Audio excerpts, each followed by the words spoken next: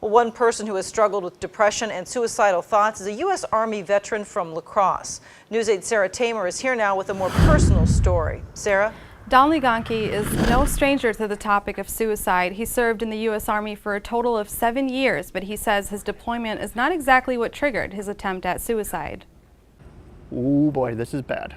Those were Donleigh Gaunky's exact thoughts, moments before he attempted to commit suicide in 2009.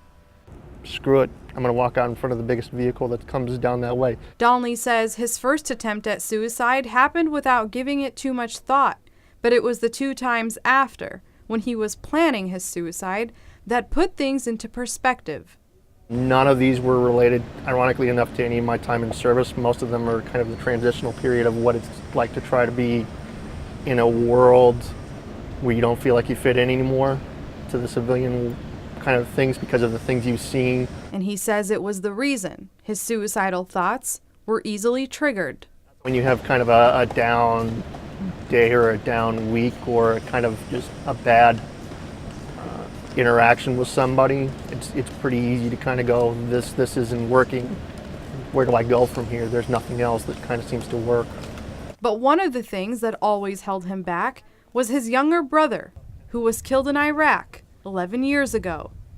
I don't need to subject my brothers to another brother being dead or my parents having another son killed or dead. Behavioral health specialists say suicide is not just a one-person battle. It affects family members, teachers, employers, friends.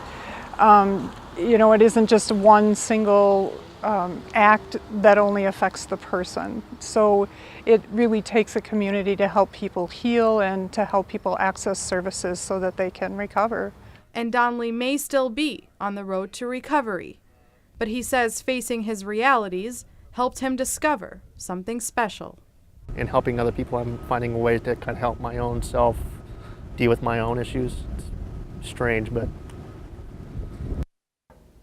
Donleigh just published a book in April titled End of Hope, A Tale of a Veteran's Suicide. The book highlights a military veteran who takes his own life and the signs his family may have missed. All right, thanks so much for that report. There will be a suicide prevention summit tomorrow at the La Crosse Center from 8:30 to 4:30.